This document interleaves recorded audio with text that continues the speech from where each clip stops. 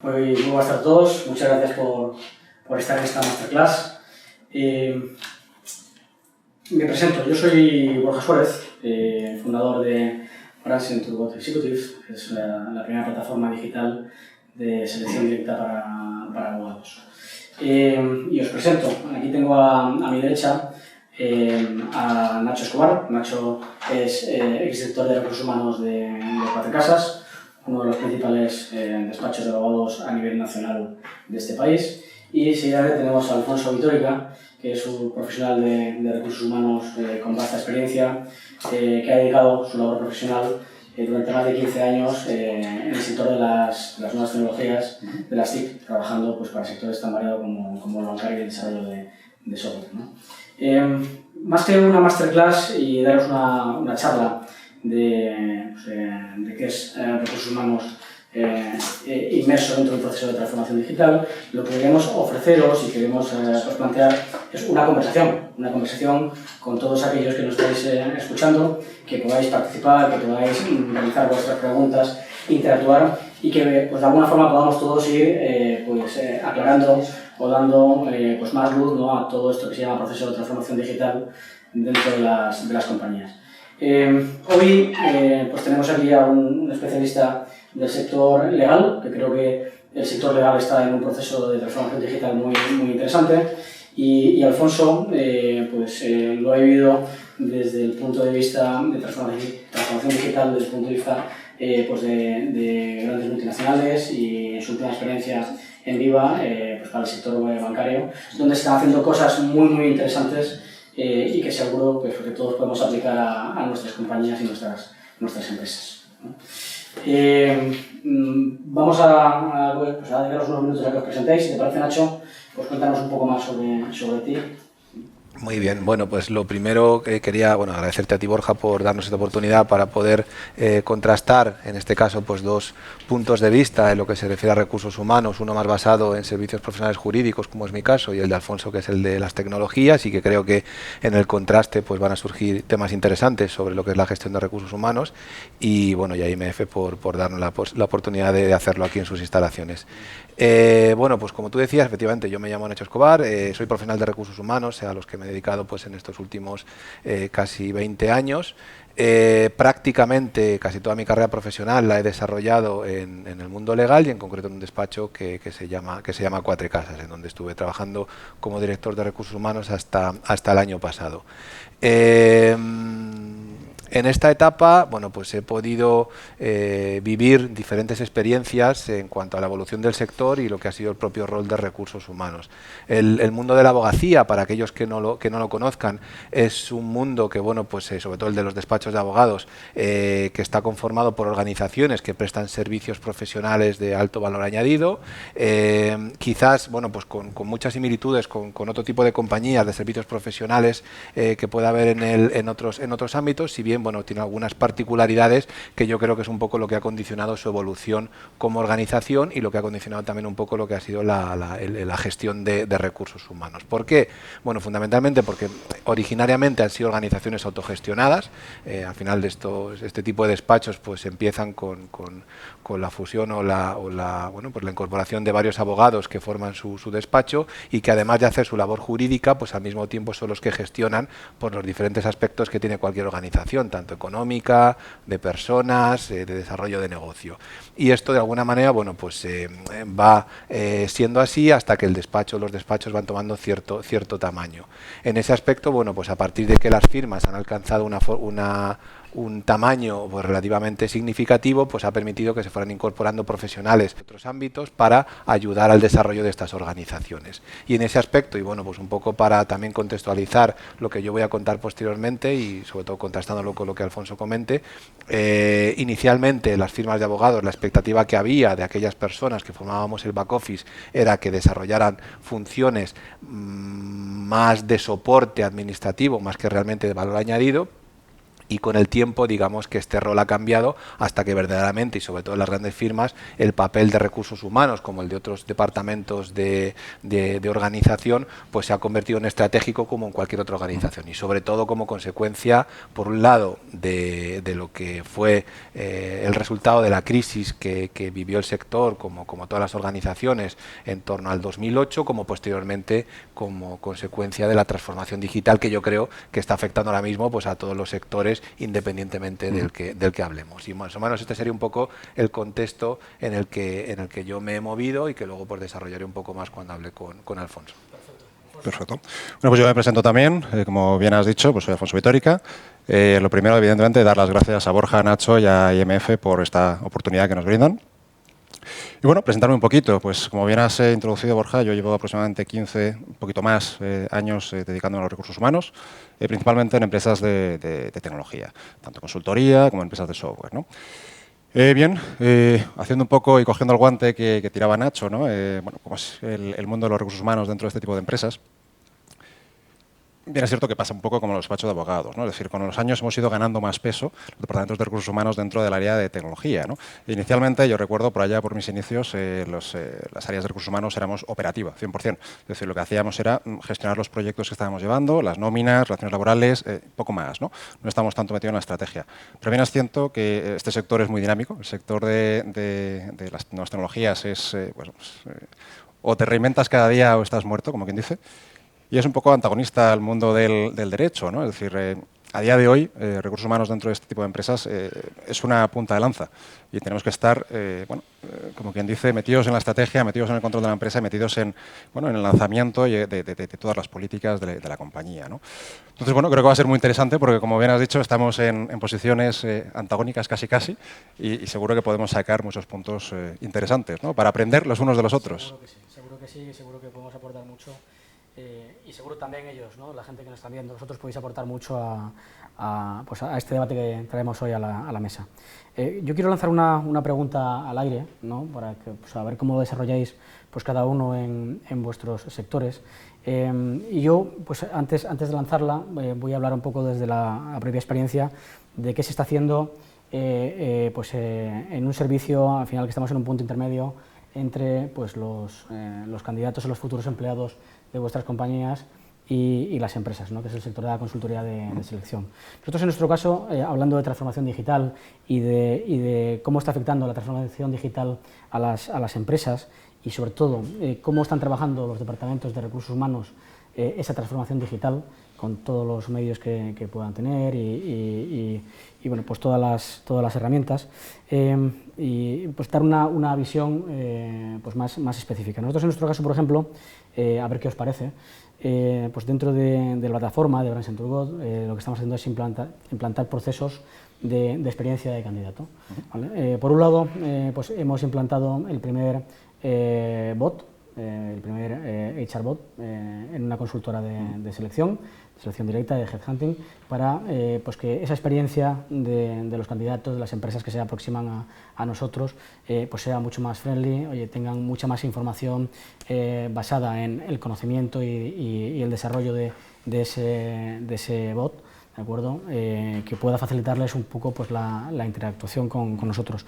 Y por otro lado, el proceso de experiencia de candidato, en nuestro caso, desde el punto de vista de agente externo de selección, que la tenemos implementada pues, en un proceso fantástico de seguimiento y de feedback constante a los candidatos, tanto los que siguen en los procesos como los que se van quedando pues, por el camino, ayudándoles y aportándoles, dándoles información de por qué pues no pueden continuar en un proceso y qué opciones de mejora o de formación se le proponen para que puedan alcanzar esos hitos. Cuando los clientes trabajan con nosotros y les contamos cómo hacemos las cosas, sí que marcamos un valor diferenciador para darnos los procesos y que trabajen, porque al final lo que hacemos es trasladar, ¿no? Ese proceso que habitualmente gestiona pues, un despacho o una empresa y lo dejan en nuestras manos y esa experiencia que tienen con nosotros se traslada, va más allá a la experiencia de marca de nuestro cliente, ¿no? En vuestro caso, a nivel interno, pues qué se estaba haciendo y cómo estaba afectando todo este proceso de transformación digital. Bien, bueno, Alfonso, si te parece, bueno, por responder a esta primera pregunta que comentas, Borja, una cosa que quería también confirmar es que entiendo que la gente que nos está escuchando tiene posibilidad de intervenir en la sesión, ¿no? Sí, tienen posibilidad y de hecho podéis lanzar vuestras preguntas a través del canal y vamos a intentar responderlas en cuanto nos den paso a las mismas. Con lo cual, por favor, id preguntando que intentaremos resolver vuestras cuestiones. Perfecto. Bueno, pues a ver, yo creo que lo que tú comentas que estáis desarrollando desde Brands Turgot creo que es bueno, pues un buen ejemplo de cómo ha ido evolucionando un poco la interrelación de lo que puede ser el candidato, incluso el empleado con su organización y que de alguna manera está condicionando pues todo lo que es el trabajo del que desde el ámbito de recursos humanos se hace. En el caso, y un poco también para contextualizar el mundo de la abogacía y por hilarlo, o sobre todo en relacionarlo con esto que estás comentando tú, que es la parte de reclutamiento, tradicionalmente en las firmas, no sé cómo hacíais en vuestro sector, Alfonso, siempre el proceso de selección, digamos que tenía un proceso bastante repetitivo, que se hacía anualmente, puesto que coincidía con el final del curso académico, dado que íbamos a las facultades de Derecho a fichar a los abogados. Y esa aproximación básicamente consistía en que bueno, pues íbamos a la universidad, contábamos cómo era nuestro despacho y bueno, prácticamente lo que esperábamos es que al contar un poco las virtudes de nuestra organización, en este caso, bueno, pues los estudiantes de Derecho que estaban allí, pues prácticamente en masa, pues venían a mandarnos el currículum, ¿no? Digamos que era muy unidireccional, realmente tampoco teníamos en excesiva consideración lo que podían tener en cuenta pues esas personas que nos estaban escuchando, porque dábamos por hecho que, bueno, pues que lo que estábamos vendiendo allí pues era muy atractivo y en ese aspecto pues iba a asegurarnos pues un volumen de candidatos muy importante, ¿no? Eso con el tiempo ha ido cambiando y primero porque primero la propia interacción pues con el tiempo se ha mediatizado pues a través primero de los foros de empleo, posteriormente han aparecido las páginas web con sus corrientes plataformas y a partir de ahí pues incluso fuimos incorporando pues una serie de yo creo que de conceptos o de modos de trabajar más vinculados al mundo marketingiano, pero que empezamos a incorporar al mundo de selección y a desarrollar el concepto que ahora llamamos employer branding a la hora de acercarnos a la gente. ¿Con qué fin? Bueno, fundamentalmente primero para primero escuchar qué es lo que busca la gente cuando quiere incorporarse a una firma de abogados, para que de alguna manera pues sepamos conectar con esas personas, y luego también para que ese proceso de selección que tengan con nosotros de alguna manera, independientemente de que se incorporen o no, les haya generado una experiencia lo suficientemente positiva para que de alguna manera no perjudique la imagen o la marca de nuestra organización, ¿no? Y en ese sentido, como tú comentabas en el caso de Bransen, pues por ejemplo en Cuatro Casas íbamos incorporando también herramientas y maneras de poder interactuar y de alguna manera también de poder estar dando feedback continuo a las personas que se interesaban en trabajar en la firma, para por un lado, bueno, pues asegurarnos que aquellos que se incorporaran pues realmente conectaran con la filosofía y la cultura de la organización, y por otro lado los que no lo hicieran al menos que supieran por qué había sido, ¿no? Y en ese aspecto sin duda la digitalización y todo lo que ha sido la evolución de la tecnología incorporada a los procesos de recursos humanos en la parte de selección, por concretar en ese aspecto que tú comentabas antes, al menos en las firmas de abogados lo hemos ido incorporando poco a poco. Alfonso, en tu caso, ¿cómo has vivido, ¿no?, toda esta transformación digital para, oye, pues al final dos sectores muy pues que parecen también muy antagónicos, ¿no?, que es la banca tradicional con pues las nuevas tecnologías, ¿no? ¿Cómo has vivido esa transformación? Yo lo primero que tenemos que tener claro es que al final la transformación digital tiene un paso previo, que es transformación cultural, ¿no? Es decir, lo primero que tienes que hacer es adaptar las empresas a lo que es la digitalización. Es decir, la digitalización no es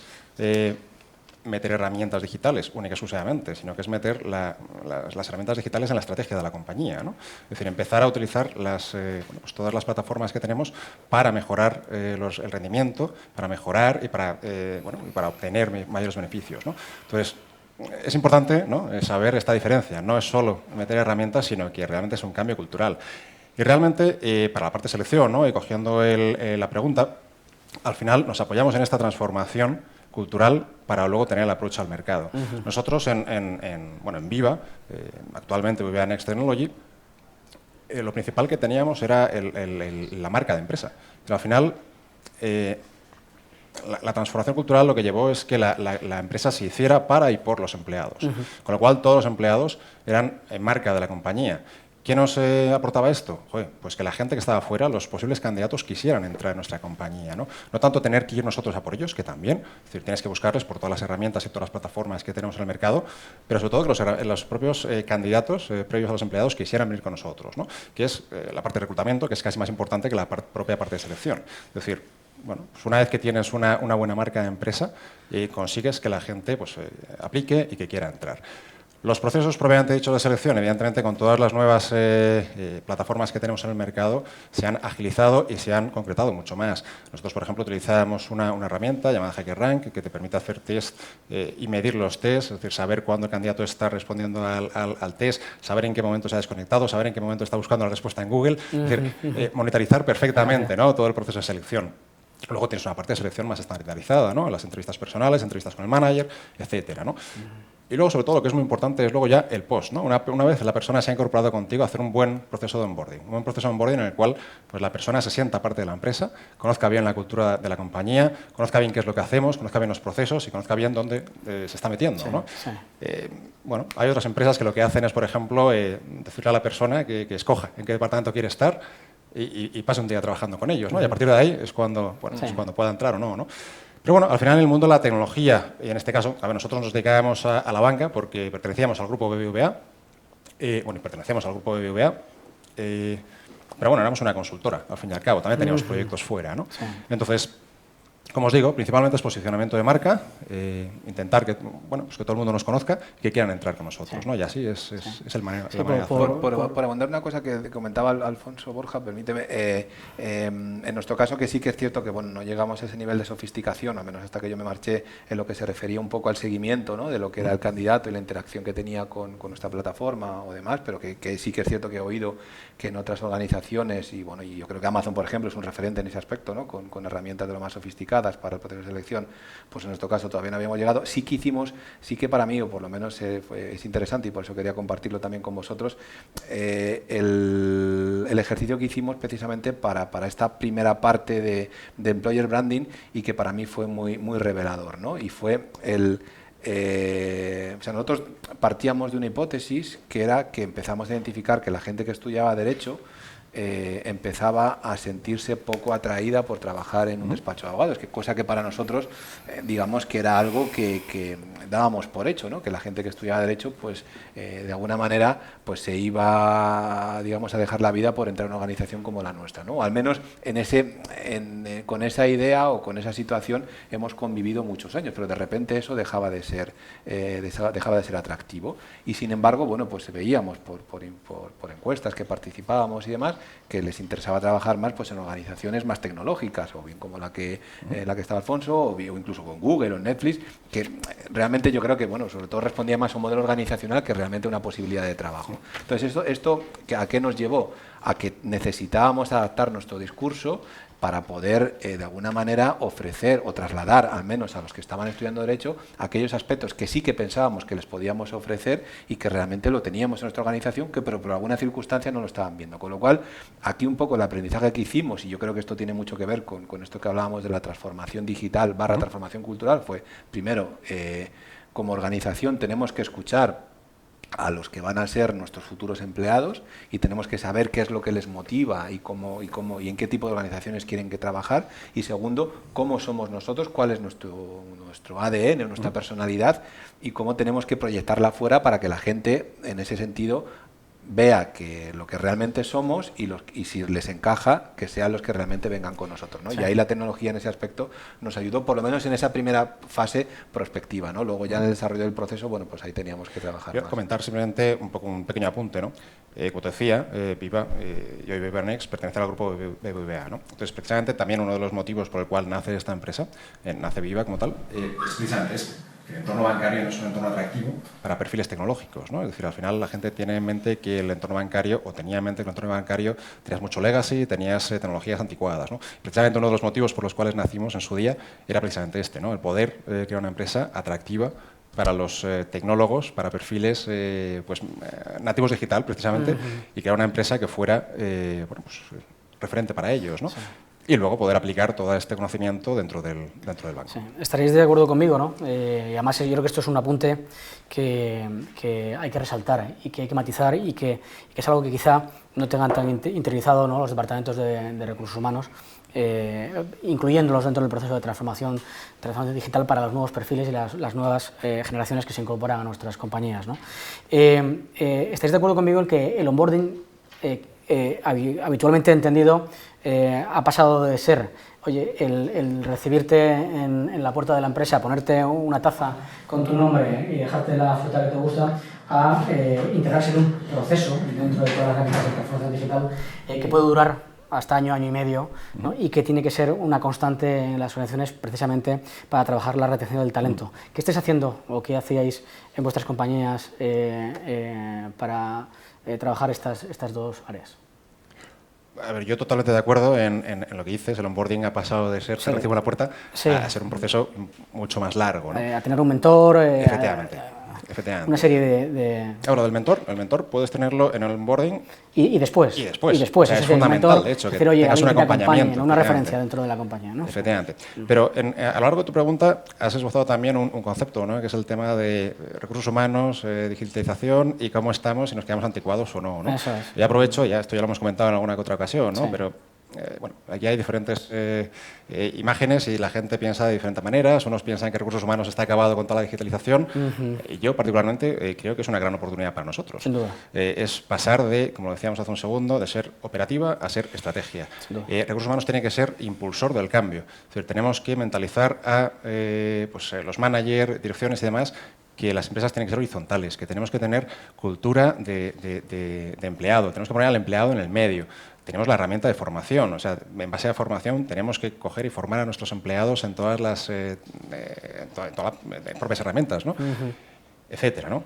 Luego, no nos olvidemos, la parte de People Analytics, fundamental, que ahora todos los áreas de recursos humanos empecemos a darnos cuenta de que a lo largo de nuestros años de experiencia hemos tomado las decisiones un poco así, y ahora entra una herramienta como People Analytics que es muy potente para tomar decisiones basadas en datos y para poder anticiparnos, es decir, saber exactamente cuáles son los resultados que vamos a tener, ¿no? Entonces, ahora vuelvo a la pregunta, ¿no?, que era sobre la parte de onboarding, ¿no? ¿Cómo lo hacíamos nosotros? Bueno, nosotros el onboarding, como bien dices, evidentemente recibes a la persona... Y retención de ese talento que identificas a través de People Analytics o de analítica de perfiles que no quieres que se marchen de la compañía. Bueno, el People Analytics te permite hacer de todo. De todo. Es decir, puedes saber cuáles son las variables que te van a permitir, como decíamos en su momento, cuál es el engagement y cuál es el performance de las personas. Y a partir de ahí, tomar decisiones para incidir en esas variables, ¿no?, y conseguir que la gente tenga mayor performance y también que tenga mayor engagement. Puedes predecir qué gente va a rotar, no qué gente, porque al final People Analytics no bajas a la persona, sino que bajas a colectivos, ¿no? ¿Por qué motivos pueden ser por los cuales la gente pueda rotar? Puedes prever, en fin, puedes prever todo lo que te preguntes. Y es maravilloso que tengamos esta herramienta hoy por hoy en recursos humanos, porque es verdad que históricamente, como te decía, así tomamos las decisiones muchas veces, ¿no?, en base a nuestra experiencia, y nos lanzamos a probar, ¿no? Y ahora ya sabemos hacia dónde queremos ir. Y retomo de nuevo a la pregunta del onboarding. Entonces, nosotros, ¿cómo lo hacíamos? Bueno, pues al final, en cuanto las personas entraban, inicialmente solían estar 1 o 2 semanas trabajando en su puesto de trabajo antes de empezar el onboarding. ¿Para qué? Pues para que conozcan un poco de primera mano cómo era la compañía. También, no te voy a engañar, esto tiene también una parte operacional detrás, es decir, necesitabas un grupo de gente para hacer un onboarding efectivamente más potente, ¿no? Entonces, con aproximadamente 5 o 6 personas, pues colectivo de 5 o 6 personas, ya hacías sesiones con cada uno de ellos. Sesiones en las cuales vas a explicar todos los procedimientos de la empresa, cómo tienen que hacer todo, todas las herramientas digitales y tal. Y sobre todo la cultura, que tenían que conocer cuál es la cultura de empresa. Siempre había alguien del comité de dirección metido en estos procesos de onboarding para que entendieran que realmente el comité de dirección, por mucho que en su titulito sean director de o consejero de cual, ¿no?, realmente están en el día a día, están en la mesa de al lado y son gente que están completamente disponibles, ¿no? Estos procesos solían durar una semana, estaban X días luego en sus proyectos asignados. Había otra reunión de otra semana aproximadamente, en la cual se volvían a reunir, se volvían a refrescar conceptos, se recogían cualquier duda y luego durante un periodo de 6 meses se les iba haciendo seguimiento durante X tiempo en base a surveys y demás y viendo qué podíamos mejorar. En paralelo se les asignaba un mentor, pero este mentor no es solo para el onboarding, sino que va a ser para lo largo de su carrera profesional. Muy bien, muy bien. Nacho. Entiendo que es una pregunta un poquito más más complicada para el sector legal, ¿no? Que siempre va un poco... No, vamos, en la parte de onboarding yo creo que también teníamos un proceso, en general yo creo que casi todas las procesos y políticas de recursos humanos éramos una organización que en ese aspecto teníamos mucho avanzado. Yo creo que en el sector éramos un referente y sigue siendo un referente para otras firmas. Y en concreto en la parte de onboarding teníamos un proceso muy elaborado, del que nos sentíamos muy orgullosos, pero que precisamente un poco por todos estos cambios que estamos hablando ahora, pues tuvimos que remozarlo y remozarla más en profundidad. ¿Cómo era? Bueno, básicamente era un proceso que yo creo que se parecía bastante al de cualquier otra organización y que básicamente consistía en poco menos que inundar de información a la gente que se incorporaba, pero sin ningún tipo de contemplación. O sea, nosotros, eso sí, en vez de darle un manual, como a lo mejor en su momento se daba, o en tiempos más analógicos, pues aquí sí que hacíamos una sesión de 2 o 3 días donde le dábamos información, pero era información, pero por un tubo, ¿no? Entonces, realmente, bueno, quizás ese era el enfoque que teníamos en aquel momento y pensábamos que era lo más práctico. ¿Qué ocurría? Primero, que la gente recibía tanta información que no conseguía digerirla. Y segundo, que luego también la tecnología fue permitiendo que la propia intranet de la organización pues se fuera disponiendo de información que no era necesaria explicarla en ese tipo de actividades porque ya estaba accesible para cualquier persona, ¿no? Con lo cual, bueno, fuimos incorporando unos contenidos un poco más enfocados a la cultura y a la cultura corporativa y que realmente fueran más interesantes para las personas. Pero aún así, bueno, tuvimos que seguir cambiándolo y digamos que en la última etapa ya lo que hicimos es pensar en un itinerario que fuera más allá de los primeros días de incorporación y que pensáramos pues un año y medio, que entendíamos que era el periodo razonable para entender que esa persona estaba plenamente integrada en la organización. Porque antes, básicamente, pues entendíamos que cuando llegaban les dábamos estos 3 primeros días de formación en vena y ya a partir de ahí pues allá se las compongan, ¿no? Y eso realmente estábamos viendo que no funcionaba, a pesar de que existía la función del tutor. Entonces, ¿qué hicimos? Bueno, por un lado, recompusimos completamente el contenido de esas sesiones iniciales con contenidos mucho más experienciales, es decir, lo que buscábamos es que la persona que fuera allí les hablara más de su experiencia y de cómo había sido su vivencia dentro de la firma y un poco lo que sentía, cómo había resolvido conflictos o problemas que hubiera tenido, más que contarle dónde estaba el manual de lo que fuera, cosa que conectaba mucho más con la gente.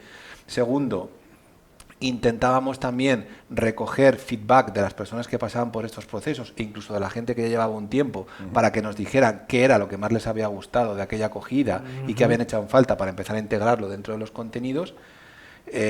Además, pues en ese proceso de año y medio establecíamos como ciertos hitos donde nos sentábamos con esas personas que se habían incorporado y con sus tutores para que nos fueran diciendo cómo había ido, y luego establecimos también un canal que aquí utilizamos, estábamos valorando incorporar una herramienta que se llama Apical, que es una herramienta que está pensada para todos los procesos de onboarding en muchas organizaciones, que es muy interactiva y que permite que las personas que están en ese momento de incorporación pues puedan estar interactuando tanto con recursos humanos como con su tutor, como con otras personas para recibir según qué información. Y todo esto se cerraba como colofón con una formación que ya existía en el despacho hacía mucho tiempo, que se hace de manera conjunta con todas las incorporaciones que tenía la organización durante el año y que reunía pues alrededor de 200 o 300 personas en un sitio que ya teníamos en Cataluña, donde ahí se acogía toda la gente y de alguna manera servía un poco como cierre de ese proceso de acogida, ¿no? Con lo cual pasamos pues eso, de un modelo completamente unidireccional y de básicamente dar información a algo mucho más interactivo y que de alguna manera pudiéramos recibir feedback continuo de cómo se encontraba la persona y si estaba habiendo algún problema en esa posible acogida. Sobre todo también, como tú decías, Borja, precisamente para identificar posibles problemas de adaptación que evitaran, nos anticipáramos a una rotación prematura, que es lo que no queríamos. Nacho, comentabas hace un segundo que tenías la figura del tutor, mentor, como entiendo que era la sí, la es muy parecida. Pero bueno, o sea, hacer un pequeño apunte sobre esto, ¿no? Porque, por ejemplo, nosotros lo que hemos detectado es que muchos mentores, a veces que primero no saben exactamente desarrollar su función, a lo mejor no tienen el mejor feeling con la persona, o bueno, es decir, lo que intentamos primero fue que fuera algo voluntario, y lo que hacíamos es retribuirlo también. En muchas empresas la figura del mentor es un previo paso a poder promocionar, ¿no? En nuestro caso no. Lo desligamos de la carrera profesional, la figura del mentor era retribuida, es decir, tú tienes tu salario y aparte luego recibes X tantos euros por esta figura, ¿no? y por ejercerlo de una manera correcta. Siempre se iba a evaluar al mentí para que te evaluaba al mentor y si lo había hecho bien, pues recibía un porcentaje sobre el bono total que iba a tener asignado para esto. Entonces se les formaba a los mentores y luego además con People Analytics precisamente lanzamos un algoritmo en el cual evaluamos qué mentores podían mentorizar mejor a cada uno de los empleados. Y esto también nos permitía, pues eso, pues hacer un buen empate. Efectivamente, hacer un empate perfecto. Realmente se medían 5 variables, sería complicado de explicar, pero un algoritmo bastante interesante en el cual estas 5 variables te decían, pues este mentor va a ser perfecto para este mentí, y le va a poder acompañar y va a poder sacar lo mejor de él. Entonces, el onboarding, ligado con la parte de onboarding, tienes que poner un mentor real, ¿no? Y un mentor bueno, porque esa figura es fundamental, ¿no? Y sí que te va a acompañar y es una figura clave para el desempeño de la persona y para que en su día a día pueda dar lo mejor de sí. Sí, a ver, ahí que nosotros un poco también buscábamos eso y en nuestro caso no lo retribuíamos, pero sí que al menos, por ejemplo, lo incorporábamos al proceso de evaluación como uno de los factores que podía tenerse en cuenta, ¿no? A la hora de esa evaluación anual. Pero fíjate, con el tiempo nos íbamos dando cuenta que más allá de la parte procedimental y de las herramientas que utilizábamos, lo que era yo creo que era clave para que ese proceso al final de aterrizaje, ¿no?, en una organización funcionara, era más una cuestión cultural y de clima que propiamente de procedimiento. Es decir, cuando la gente realmente se siente integrada y yo creo que identificada con la organización y con el equipo en el que se encuentra, y verdaderamente se siente muy motivada en ese aspecto, creo que eso facilita para que independientemente de la personalidad que tenga esa persona, se sienta con ánimo de recibir a quien llegue nuevo a su equipo. Primero porque le gusta que se integre gente nueva a su equipo, porque quiere además que esa persona asume y por tanto mejore el funcionamiento de esa organización y por tanto eso facilite que esa integración sea lo más sencilla. Yo creo que aquí nuestro rol fundamental es, aparte de de asegurar que exista ese tipo de clima, es generar unos mínimos procedimientos o canales de comunicación para al menos aquella información que pueda ser relevante la persona sepa dónde encontrarla, ¿no? Pero yo creo que el resto tiene que fluir de manera natural si conseguimos que exista ese ambiente o ese clima dentro del equipo. Estoy de acuerdo, pero por ejemplo, nosotros lo que detectamos, ¿no?, y en el mundo de la tecnología lo que se está detectando en este sentido es, el voluntarismo está muy bien y todo el mundo queremos que haya muy buen ambiente, pero pierdes, ¿no?, en el día a día, en tu trabajo, en tus 1000 cosas que tienes que hacer, a lo mejor no sacas el tiempo, ¿no?, que vas a dedicar a esto y no le dedicas todo lo que se necesitaría, ¿no? Y precisamente por eso lo retribuíamos. No es una retribución a pérdidas, sino que te van a medir por ello, ¿no? Entonces, gracias a esto lo que consigues es que la gente le dedique tiempo, ¿no? Y sepa que no es una acción de buena voluntad, sino que es parte de su trabajo, ¿no? Y parte por lo que le están pagando. Sí, bueno, esto podría estar encuadrado un poco dentro de las estrategias, ¿no?, de employee branding y de experiencia de candidato a lo largo del tiempo, ¿no? Una de las cosas que más preocupan a día de hoy a las empresas, a todo tipo de empresas, a despachos, a empresas tecnológicas, que ya no son solo las nuevas generaciones, sino además que son tecnólogos y que tienen una volatilidad pasmosa. Aquí tenemos que entrar y bajar a hablar, creo yo, sobre la convivencia generacional. ¿De acuerdo? Habitualmente, esto es una problemática que ha surgido, ¿no?, durante los últimos años con las nuevas generaciones y que las empresas tienen dificultades en abordar, en gestionar, en cómo compatibilizar los deseos y los anhelos de los más jóvenes que tienen una visión del mundo y cómo gestionan eso aquellas personas que llevan más tiempo en las organizaciones y tienen que lidiar, ¿no?, que además es un esfuerzo añadido, ¿no? ¿Qué estáis haciendo vosotros, qué hacíais o qué proponéis hacer en vuestros próximos proyectos? A ver, yo creo que los despachos de abogados es un lugar perfecto para poder, donde se proyecta, yo creo, muy bien cómo se interactúa entre diferentes generaciones, porque, bueno, como sabéis, normalmente el proceso de incorporación habitual o tradicional es gente recién titulada, con lo cual pues en una media de edad entre 23 y 25 años, y a partir de ahí pues tiene una carrera unidireccional y ascendente para alcanzar la asociatura, con lo cual tiene representada en cada uno de los tramos de categoría pues diferentes generaciones, ¿no? El foco en las generaciones yo creo que es un tema que se ha empezado a poner foco recientemente, yo creo que yo creo que como consecuencia también un poco de la digitalización, ¿no?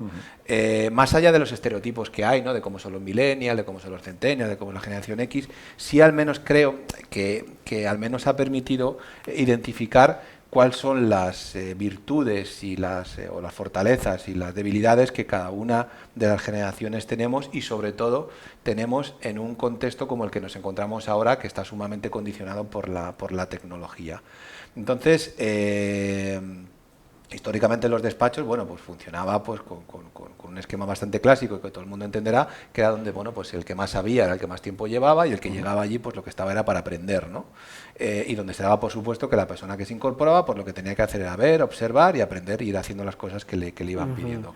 ¿Qué ha ocurrido en este tiempo? Al menos que hemos percibido dentro de lo que es una organización esta de servicios profesionales jurídicos, que primero las expectativas profesionales que tenía la gente que se incorporaba y las motivaciones ya no eran las mismas que tenían aquellos jóvenes que incorporábamos hacía muchos años, y que su visión de carrera profesional ya no era tan a largo plazo como nuestros socios, que sí que habían crecido y vivido dentro de la organización esperando alcanzar la asociatura. Es decir, la gente que incorporamos en un despacho de abogados ya no ambiciona ser socio o socia en 12 o 14 años, con lo cual eso es un cambio de paradigma importante a la hora de, bueno, pues interactuar con la gente, sobre todo de los más senior con los más jóvenes. Segundo, que muchas habilidades que ahora se están necesitando en este entorno más tecnológico las traían de serie la gente más joven, cosa que no tienen pues nuestros propios socios, y que esa tecnología estaba mediatizando o estaba condicionando el desarrollo de nuestro trabajo con nuestros clientes y la interacción interna, ¿no?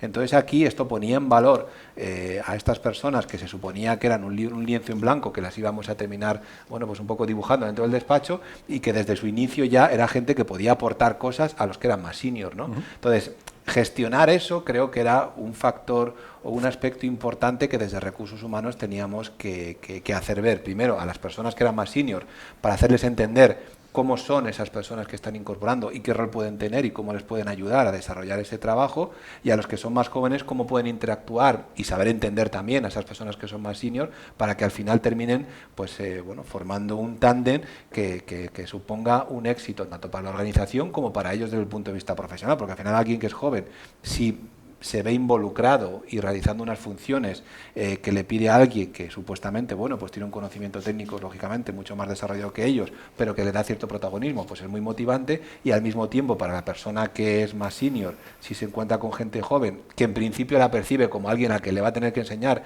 pero que además encima ve que le va a ayudar en según qué cosas, pues esto realmente pues era un tema que iban a ganar todos, ¿no? Entonces ahí era donde nosotros, al menos desde Recursos Humanos, estábamos intentando poner foco para conseguir reforzar esa convivencia generacional que tú mencionabas. Ahora hablamos un poco de las soft, que eso también es un tema interesante, pero por favor. A ver, yo en este sentido, tanto mi experiencia como Head of HR en Viva y posterior gerente de recursos humanos en Viva Next, no nos enfrentamos a este problema principalmente porque es una empresa en la cual la media de edad eran 32 años, es decir, casi el 100% de la plantilla era nativa digital. De hecho, yo con mis 30 y tantos, era de los más mayores, ¿no? Con lo cual al final te encuentras en una situación que no hay tal problema, ¿no? Bien, es cierto que lo que se hizo y lo que se buscó es que cada persona gestionara su propia carrera profesional, ¿de acuerdo? Es decir, lo que hicimos fue pasar del modelo de categorías antiguos, en el cual es cierto, ¿no? que la gente iba subiendo categoría a categoría casi por años de experiencia, ¿no? Ya no tanto por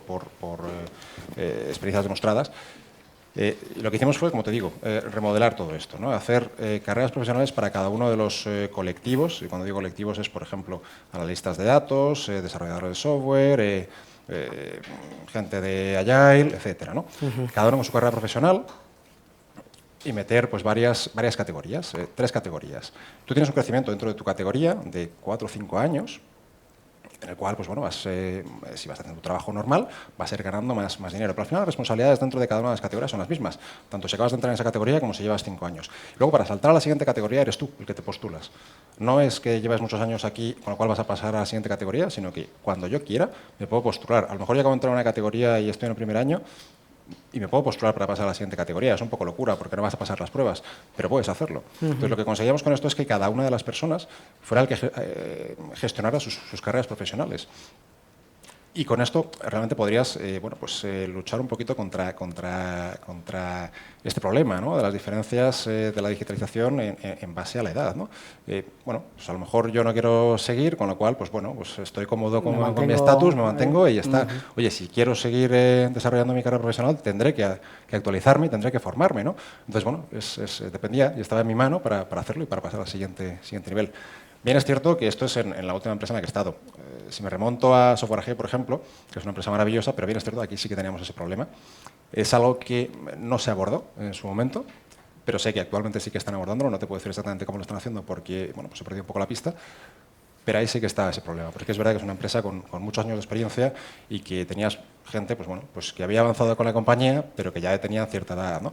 Entonces, con toda la parte de digitalización ahí sí que se notó ese problema y sí que estaban haciendo. Reitero, sé que lo han solucionado y sé que están metiendo medidas maravillosas, ¿no? Y que todo el mundo está muy contento, pero bueno. No, yo creo que con esto que comentas tú, Alfonso, o sea, y hilándolo también con otra idea que tú comentabas sobre cuál es el rol de recursos humanos, que también un poco a lo que responde el motivo de esta conferencia, de este coloquio, es que esa convivencia generacional, que en su momento yo creo que no era realmente ningún tipo de reto, porque yo creo que estaban los roles muy bien marcados y básicamente pues digamos que funcionaba solo, de repente se ve trastocado por esto que estamos comentando, que es la incorporación de la tecnología y donde realmente, pues esos roles que el junior tenía como junior y el senior tenía como senior, de repente se trastoca, es donde nosotros empezamos a poder aportar valor y poco responder, más que a un problema, yo creo a un reto que es sumamente interesante y que creo que además, precisamente, es yo creo que un ejemplo claro de cómo precisamente nuestro rol, que quizás siempre ha sido más reactivo que proactivo, en este caso se ha tenido que completamente pasar a ser muy proactivo, igual que en otras funciones que hacíamos antes, para precisamente facilitar esta convivencia. Sí, ¿no? Sobre todo aterrizar, ¿no? Que es un concepto que además creo que comentamos mucho. Tú, Nacho, lo sabrás porque has participado. Cuando vamos a universidades a dar charlas, ¿no? Y a comentarles un poco, pues qué es lo que vais a encontrar cuando os incorporéis al mercado laboral. Y les preguntamos, les lanzamos la pregunta de qué es lo que esperáis vosotros de vuestros primeros empleos, teniendo en cuenta que son gente joven, que tienen pues 20, 21 años, pues todos ellos están cortados o guiados por un denominador común, ¿no? Un patrón, que es que quieren tener desde el primer momento visibilidad completa de los proyectos, quieren tener responsabilidad y quieren tener voz y voto, ¿vale? Dentro de las decisiones tan complejas, ¿no? de los proyectos, y después quieren una excelente retribución por menos horas de trabajo. ¿Cómo veis esto? ¿Cómo veis esta integración de estos anhelos de estas nuevas generaciones con respecto a la realidad, ¿no? de los negocios, ¿no? A ver, evidentemente todos queremos el oro y el moro. Todos queremos, es imposible, sí. ¿no? A ver, nosotros ¿cómo combatimos con esto?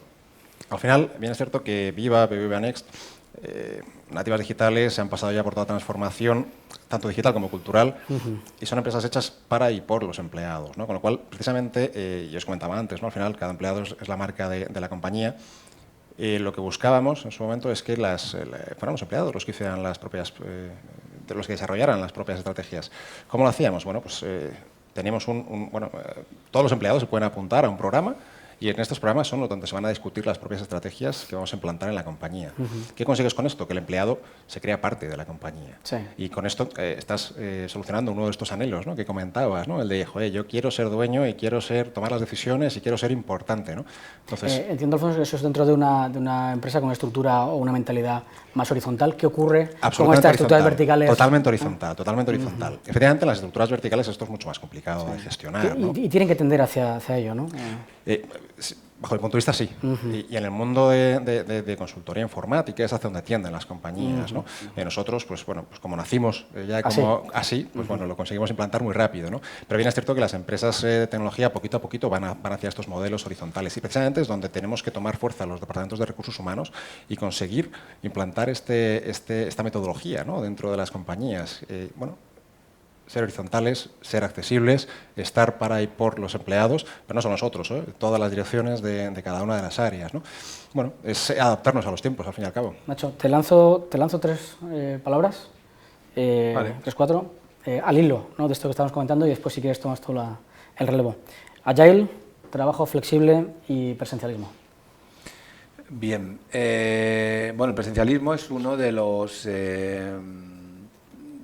problemas ahora mismo, yo creo, más importantes, uno de los más importantes que las firmas de abogados creo que tienen como reto en cuanto a lo que es la gestión de personas. Y del cambio cultural, ¿no? Exacto, sí, porque son organizaciones que bueno, pues están basadas en, bueno, son organizaciones muy exigentes, que requieren pues una dedicación profesional muy extensa, con un sacrificio personal también pues importante, y que realmente, bueno, pues sí que es verdad que a cambio pues de desarrollar una carrera profesional muy exitosa y bueno y bien remunerada, pero digamos con un peso en ese aspecto bastante importante. Eso, y hilándolo también con lo que tú preguntabas antes, Alfonso, pues representa un problema por dos sentidos. Primero, porque la gente que se incorpora o que se quiere incorporar a los despachos, primero, está dispuesta a sacrificar esa retribución tan atractiva que pueden encontrar, y yo creo que recientemente apareció alguna publicación por ahí en algún sitio donde he visto, que prefieren ganar menos y, digamos, tener bueno, pues una dedicación profesional menos intensa de la que pueden exigir las organizaciones. Ahora bien, sí que es verdad que si se aspira a desarrollar servicios profesionales de alto valor añadido, eso tiene un esfuerzo o requiere un esfuerzo determinado.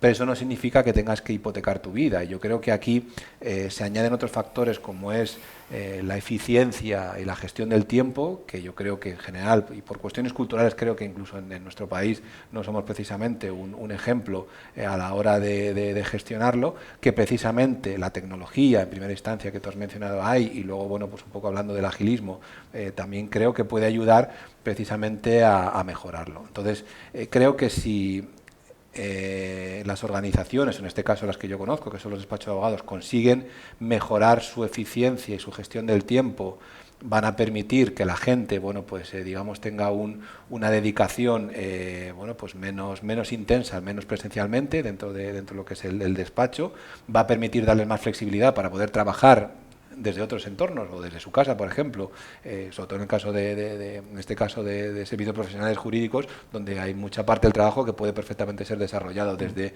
tu casa, desde cualquier otro lugar, sin necesidad de estar en la oficina, que eso también genera pues una serie de ventajas para aquellas personas que, bueno, están contemplando trabajar en un despacho y ven esto como algo atractivo frente a lo que pueden ganar. Con lo cual, aquí, sin duda, la tecnología en este aspecto puede ayudar a gestionar esta eficiencia, a reducir el presencialismo y, por tanto, a mejorar un poco el atractivo de estas organizaciones que se las tienen muy vinculadas a esta circunstancia y que está perjudicando en cuanto a la capacidad de captación de talento, precisamente por pensar pues eso, que van a estar de sol a sol en estas organizaciones. Sí, sí. Segundo, o tercero, no me acuerdo, respecto al tema del agilismo. Yo creo que lo que es la incorporación de la agilidad a las organizaciones, creo que ágil o muere. Es un factor que al menos a mí personalmente me está resultando muy interesante y le estoy dedicando tiempo, ahora por lo menos en esta etapa que me estoy dedicando a la consultoría de recursos humanos, y que creo que puede aportar mucho valor a las organizaciones. Primero, porque está muy vinculada también a la utilización de la tecnología, o al menos en ciertos aspectos. Y segundo, porque es una forma de trabajar que es mucho más acorde a estos tiempos que se define muy bien con el acrónimo de VUCA, ¿no? de que el mundo es vulnerable, muy cambiante y demás, ¿no? Y donde se requieren respuestas muy rápidas. Y precisamente la cultura Agile permite precisamente el poder trabajar de esta manera mucho más dinámica. En consecuencia, también redunda en esa eficacia y, por tanto, también seguramente permitirá tener un mayor presencialismo, que ya te digo que es uno de los lastres que tiene el mundo de la abogacía. Dicen las malas lenguas, ¿no? O las buenas, que al final la forma de trabajar como la conocemos, tal y como la conocemos, se va a terminar. Vamos a dejar de ser empleados por cuenta ajena en un periodo de tiempo largo para trabajar por proyectos. ¿Vale? En el mundo legal esto es prácticamente una utopía. En las tecnologías sí que es una realidad y se viene a la cabeza, ¿no? Pues quizá las prácticas, por ejemplo, de Google, donde contratan a desarrolladores para realizar un proyecto en 3 meses, les da igual dónde lo realicen, le ponen todas las herramientas y medios, pueden estar haciéndolo mientras hacen surf en Hawái, y si terminan ese proyecto a los 15 días... Ojo, que luego está el autónomo dependiente, que es lo mismo. El autónomo dependiente, ¿no? El autónomo dependiente, que es lo mismo. ¿Cómo veis eso, no? ¿Cómo trabajas? No, a ver, yo antes de contestarte voy a pasar a tomar los 3 puntos, ¿no? que has comentado, ¿no? Pero al final, Agile en una empresa de tecnología es fundamental. Sí. De hecho, el manifiesto Agile surge en el mundo de tecnología, ¿no? Tanto en Viva como en BBVA. En Next, la consultora del banco, pues los proyectos se gestionan de forma agile desde hace ya mucho tiempo, ¿no? Es decir, hay que iterar y hay que lanzarlos, o sea, primero, no esperar a entregar el producto final, sino que ir poquito a poquito, lanzando pequeñas iteraciones y modificando lo que tienes hecho, ¿no? Es decir, en cuanto algo puede funcionar, lánzalo, ¿no? Y ahí ya aprende a solucionarlo si algo no está funcionando, ¿no? Entonces, Agile al 100%. En recursos humanos tenemos que incorporar poco a poco la forma de trabajo Agile, que va a ser muy complicado para nosotros. Es decir, empezar con los Kanban en la pared, escribiendo cómo están los procesos, saber cómo vamos a hacer las cosas y lanzar proyectos autogestionados. Es decir, al final los miembros del equipo de cada uno de los proyectos que sean responsables de lanzar el producto, ¿no? ¿Y cómo? Pues que se lo gestione el proyecto. Presencialismo, ¿para qué? Es decir, al final, a día de hoy, en el mundo de las tecnologías, pues trabajamos todos, puedes ir a la oficina, puedes quedarte en casa, puedes ir en chanclas y puedes ir en bañador si quieres, ¿no? Entonces, al final, el presencialismo, desde luego, en el mundo de las tecnologías cada vez está desapareciendo más. Bien, es cierto que habrá veces que estás trabajando en un cliente, quiero decir, y tienes que estar en el cliente porque tienes que darle respuesta y demás. Se puede matizar, se puede solventar. Es decir, por ejemplo, nosotros cuando lanzamos el home office, lo que hicimos es poner ciertas pautas, que haya un día a la semana en que esté todo el equipo para que puedan hablar, puedan pues ver qué problemas hay, puedan hacer las reuniones precisamente, ¿no? Y luego también el hecho de que no estuvieran trabajando a más de X tiempo de distancia, ¿no? Porque oye, tienes que acudir al cliente para darle respuesta, pues bueno, no te pille a 400 kilómetros, ¿no? Porque a lo mejor no se la puedes dar, ¿no? Pero bueno, de cualquier manera, con todas las herramientas que tenemos a día de hoy, esto ya se puede solucionar y es muy fácil. Sí. Vamos mal tiempo, estamos ya terminando, vamos a dejar cosas en el tintero, pero no me gustaría dejar de responder preguntas que tenemos de telespectadores que nos están siguiendo en streaming.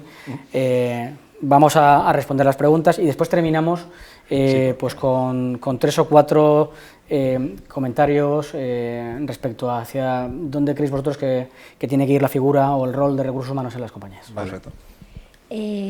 Óscar Carlo pregunta desde Chile, ¿cómo ven ustedes el uso de plataformas como LinkedIn? Muy bien. Óscar, pues depende para qué la quieras utilizar. Obviamente LinkedIn es una plataforma profesional, ¿no? y el uso que tienes que darle es estrictamente profesional para hacer desarrollo de negocios, para hacer networking, y todo lo que se salga, ¿no? de eso, subida de contenidos que no tienen nada que ver, pues ya empiezan a desvirtuar un poco, yo creo que pues el alma mater de LinkedIn, con lo cual, como no sé muy bien a qué te refieres, te doy este consejo.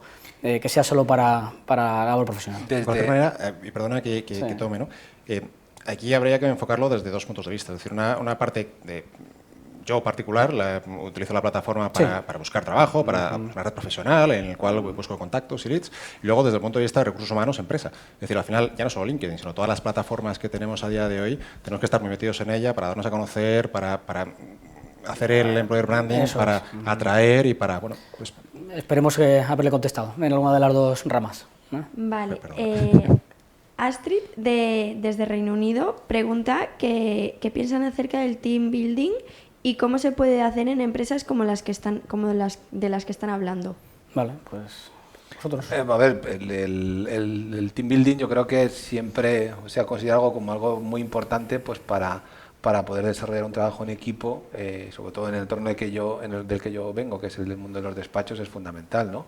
Entonces, sin duda es importante. Aquí lo que, desde luego, desde la posición de recursos humanos, lo que tenemos que hacer es ayudar a fomentar que existan este tipo de cultura, ¿no? De trabajo en equipo, a través de las diferentes herramientas que tenemos, y si no, bueno, pues a través de la posición de lo que puede ser un business partner, un HR business partner, que es una persona que está cerca de los equipos y que identifica problemas de comunicación o cualquier otro tipo de problemas que afecten al funcionamiento del equipo y que de alguna manera pues les ayude a que todo ruede de la mejor manera posible.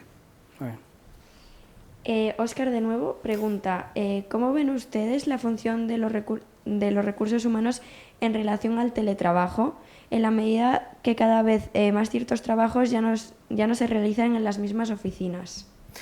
Vale, yo creo que lo veis un poco más. Justo lo que ¿no? estábamos ¿no? comentando en el último momento, ¿no? Sí. Al final, pues yo creo que el teletrabajo poco a poco va ganando más peso Sí, y es fundamental. Quizás yo creo que lo que tú comentabas también, Alfonso, y que al menos en las firmas de abogados es algo que se está empezando a desarrollar.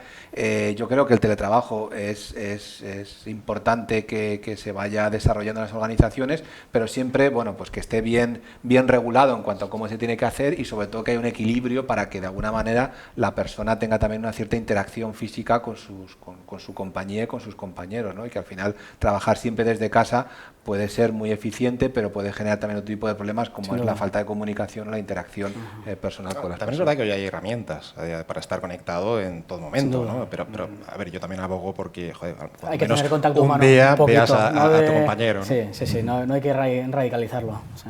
Y ya por último, ¿cómo gestionarían a los freelance? ¿Cómo se crea team building con los freelance? ¿Cómo haces a un freelance sentirse involucrado dentro de la empresa? A ver, yo, en mi caso, no es que tuviéramos en nuestro caso mucho freelance, pero sí al menos lo extrapolo al trabajo que hacíamos con los expatriados y sobre todo con los abogados locales que trabajaban en oficinas como podían ser las de China o las de Latinoamérica, y que realmente son gente que pues formaba parte de una organización que en España estaba claro que era muy grande, pero que fuera de otros territorios no sabían muy bien cómo era, ¿no? Entonces, evidentemente aquí la tecnología de nuevo servía para precisamente generar esa cultura corporativa que de alguna manera pues aquí en España la teníamos mucho más desarrollada, para que esas personas que trabajaban en la distancia, que en este caso ya te digo que pueden ser expatriados o abogados locales que trabajaban fuera de España, pues sintieran que formaban parte de una organización, de un proyecto y una cultura determinada, ¿no? Entonces aquí hacíamos un esfuerzo muy importante, o bien a través de los propios canales de comunicación interna que teníamos, que eran las redes sociales o la propia intranet, y generando espacios que a veces se hacían en formaciones de cultura corporativa por videoconferencia, para que la gente de alguna manera se sintiera integrada e involucrada dentro de la organización. Pero bien es cierto que el problema de los freelance es real. O sea, primero hay que ver qué tipo de freelance es, si es un freelance de larga duración, o todo dependiente, como comentamos hace un segundo, si es un freelance más puntual. Pero bueno, y un poco nosotros tampoco teníamos tanto freelance, con lo cual es complicado lanzarme a responder esta pregunta, ¿no? Pero por hacer un poco la asimilación, es decir, nosotros el problema que sí que hemos encontrado, y el que las empresas de consultoría se encuentran prácticamente siempre, es el hacer cultura de empresa con la gente dispersa en cada uno de los proyectos, ¿no? Que es algo asimilable a lo que está al modelo de freelance. Es decir, si tienes una persona que solo la ves una vez al año, pues la persona no se va a sentir parte de la empresa. Entonces ahí lo que hay que intentar es pues estar desde el punto de vista de recursos humanos, estar con ellos. Si tienes un business partner, que el business partner esté realmente con ellos y esté solucionando los problemas. Evidentemente, hacer eventos de empresa, que los eventos de empresa sean cada vez más comunes. Como bien decías, una comunicación activa, constante, en la cual se pueda plasmar la cultura de empresa. Bueno, en fin, hay herramientas. Y este es un problema que yo particularmente me he encontrado con él. Y hemos solucionado en los surveys anuales, bueno, semestrales, en nuestro caso veíamos que las oficinas, pues bueno, veías que tenías patrones muy bajos y luego las ibas subiendo. Cuando digo oficinas, digo delegaciones, gente que estaba en diferentes proyectos, y ves que vas mejorando y ves que vas superando, ¿no? Con lo cual, lo que es muy importante es tener un feedback constante con ellos y estar dándoles respuestas y que no se sientan solos y que no se sientan apartados. Para terminar ya, que estamos finalizando, comentarios por cada parte, ¿no? Rápidamente, en pocas palabras o en 2 frases. 3, 4 ejes en los que creéis que va a determinar pues el futuro de los equipos de recursos humanos en los próximos años. Pues por mi parte, que ya lo dije antes, ¿no? Tenemos que pasar de la operativa a la estrategia, es fundamental. segundo de los ejes es empezar a medir, empezar a utilizar People Analytics para tomar decisiones basadas en datos. Y el tercero es innovar y enamorar. Es decir, al final tenemos que ser proactivos, tenemos que empezar a inventar nuevas cosas y tenemos que enamorar a nuestros trabajadores y a la gente que está fuera. Nacho. En mi caso, bueno, coincido con Alfonso, sin duda tenemos que poner foco en temas de valor y pasar a estar más estar presente en la estrategia, y desde el punto de vista ya de consejo de administración, sin duda, Eso porque es. creo que el responsable de recursos humanos o la responsable de recursos humanos tiene que estar ahí, pero luego ya desde el punto de vista ya más operativo, incluso de herramientas, creo que por una parte recursos humanos tiene que incorporar sin duda la tecnología al desarrollo de sus funciones, y muchas funciones de poco valor añadido empezar a desarrollarlas a través de la tecnología para poder poner foco en esas funciones de valor añadido. Y por último, creo que la configuración del Departamento de Recursos Humanos, y esto es un poco respondiendo a la pregunta que poníamos en el título, ¿no?, de que si esto es el fin de recursos humanos. A ver, yo sí que creo que es el fin de recursos humanos tal cual lo hemos entendido hasta ahora, porque creo que ahora mismo nosotros tenemos que abandonar esa función de hiperespecialización, pasar a un modelo que sea más desarrollado incluso que lo que es el histórico HR Business Partner, y tener un equipo, pues eso, que esté mucho más en el terreno y que tenga mucha más capilaridad en la organización para poder ayudar a las organizaciones.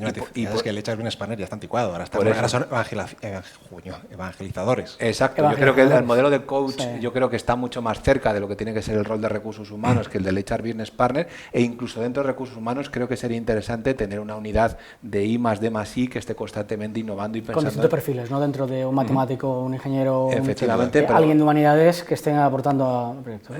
Efectivamente, y que esté trabajando en exclusiva para recursos humanos o integrado dentro de recursos humanos para aportar soluciones y mejorar la dinámica del departamento. Pues bueno, por nuestra parte, pues muchas gracias a los dos por este ratito de coloquio. Pues tendréis disponible los vídeos en los diferentes canales de IMF. En resaltar también la importancia, ¿no?, de la formación continua, ¿no?, a través de este tipo de escuelas, y bueno, IMF pues, tiene diferentes programas muy especializados que pueden ayudaros a incorporaros, a mejorar en vuestras carreras profesionales. Aquí lo dejamos, muchas gracias por todo. A vosotros. Gracias. Salud.